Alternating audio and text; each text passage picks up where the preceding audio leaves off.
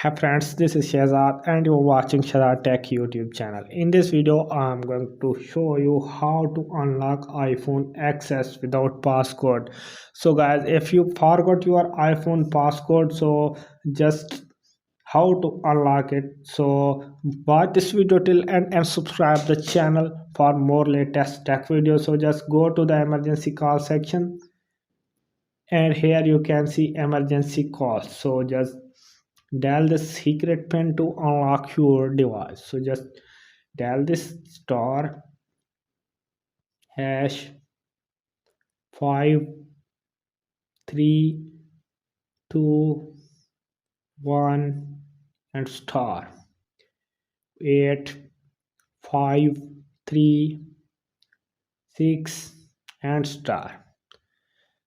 Just tap the dialer to add the code on your device and again dial this pin star hash 8 8 8 and 7. So star 6 3 2 and 1 and star and again press the dialer and here you can see code is added on your device and emergency call section is on the screen. So just enter the last pin to unlock your device. So watch this video carefully to unlock your all iPhone devices. So just dial star hash 0 0 0 6 and star 6 0 0 9 8 star